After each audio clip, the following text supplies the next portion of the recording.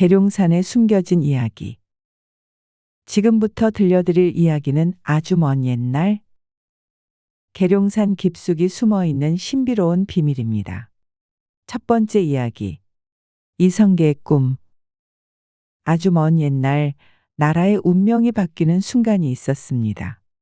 고려가 무너지고 새로운 나라가 태어나던 그때 조선을 세운 이성계는 새로운 도읍을 찾고 있었습니다. 좋은 땅, 백성들이 편안하게 살 수 있는 곳. 나라가 오래도록 번성할 명당이 필요했지요.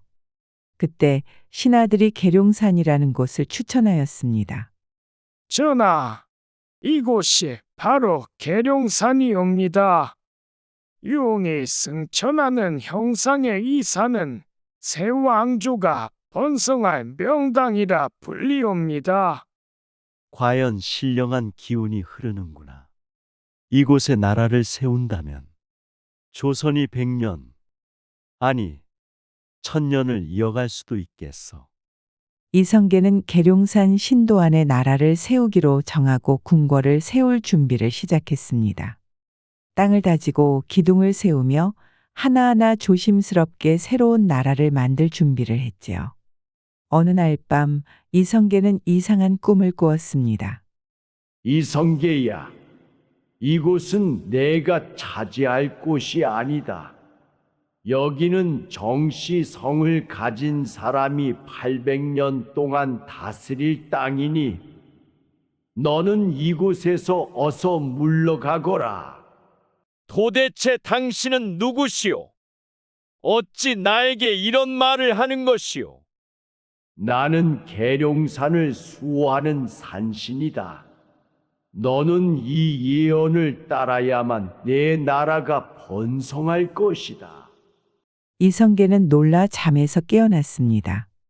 결국 그는 계룡산을 포기하고 한양으로 떠나게 됩니다. 그 후 이곳에 남은 사람들은 신발에 묻은 흙을 한 곳에 털었는데 그 흙이 차곡차곡 쌓이며 작은 산이 되었습니다. 사람들은 그곳을 신트리봉이라 불렀습니다. 또한 떠나기 전 말채찍을 꽂아 두었는데 그 채찍이 뿌리를 내리고 자라서 한 그루의 나무가 되었다고 합니다. 그 나무가 바로 말채나무라고 불리며 신령스러운 기운이 깃든 나무로 전해지지요. 두 번째 이야기. 정도령의 전설. 시간이 흘러 조선 왕조가 위태로워졌을 때 계룡산 마을 사람들 사이에 신비한 이야기가 떠돌았습니다. 이제 곧 정도령이 바다에서 나타날 거라네. 정말인가요? 그분이 오시면 우리의 삶이 좋아질까요? 물론이지. 계룡산에 새로운 도읍을 세우고 모든 백성이 평화롭게 살게 될 거야. 그 사람을 사람들은 정도령이라 불렀습니다. 그런데 흥미로운 점은 정도령이 어디선가 갑자기 나타나는 것이 아니라 바다에서 온다고 전해졌다는 것입니다. 그래서 사람들은 이런 예언을 믿게 되었습니다.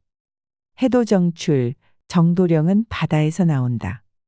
또 다른 예언도 있었습니다.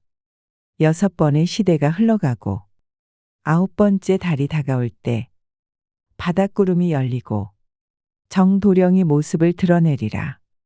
사람들은 여전히 계룡산 어딘가에서 정도령이 나타나기를 손꼽아 기다리고 있습니다. 세 번째 이야기. 남매탑의 비밀. 계룡산에는 신비로운 이야기들이 많습니다. 그 중에서도 가장 아름다운 이야기 중 하나가 바로 남매탑의 전설입니다. 옛날 계룡산에는 한 스님이 있었습니다. 그는 깊은 산 속에서 돌을 닦으며 평온한 삶을 살고 있었지요. 그런데 어느 날 한 마리의 호랑이가 스님 앞에 나타났습니다. 그런데 이상하게도 이 호랑이는 공격할 기색이 없었습니다. 조심스럽게 다가가 보니 호랑이의 목에 커다란 비녀가 걸려 있었습니다. 이 큰 호랑이가 어쩐 일로 찾아왔을까? 가만 보자. 내가 어딘가 아픈 개로구나. 비녀를 빼주자 호랑이는 고개를 숙이며 감사의 인사를 전하고 조용히 숲으로 사라졌습니다. 그런데 그날 밤 절 앞에 웬 처녀가 쓰러져 있었습니다. 호랑이가 저를 여기로 데려다 놓았어요. 저는 어디로 가야 하나요? 스님은 고민 끝에 그녀를 받아들이고 둘은 남매의 인연을 맺고 함께 돌을 닦았습니다. 그리고 훗날 두 사람이 세상을 떠난 뒤 사람들은 그들의 인연을 기려 두 개의 탑을 세웠습니다. 그것이 바로 남매탑입니다. 지금도 남매탑에 손을 얹으면 마음이 편안해진다고 전해집니다. 네 번째 이야기. 영규대사의 꾀. 계룡산에는 힘센 장사들이 많았다고 합니다. 그 중에서도 특별한 인물이 있었으니 바로 영규대사입니다. 그가 머무는 절에는 하늘을 찌를 듯한 거대한 쇠기둥이 세워져 있었는데 이 쇠기둥은 절의 힘과 번영을 상징하는 신성한 물건이었습니다. 그런데 어느 날 다른 절에 사는 여장군이라는 여전사가 나타났습니다. 그녀 또한 엄청난 힘을 가진 인물이었지요. 이 쇠기둥은 원래 우리 절의 것이었다. 이제 다시 가져가겠다. 하하, 이 쇠기둥을 가져가고 싶다면 내 힘을 이겨야 할 것이야. 그렇게 두 사람은 거대한 쇠기둥을 두고 맞붙게 되었습니다. 두 사람 모두 힘이 장사였기에 쇠기둥을 서로 당기고 끌어당기며 격렬한 대결을 벌였습니다. 그러나 두 사람의 힘이 엇비슷하여 쉽게 승부가 나지 않았습니다.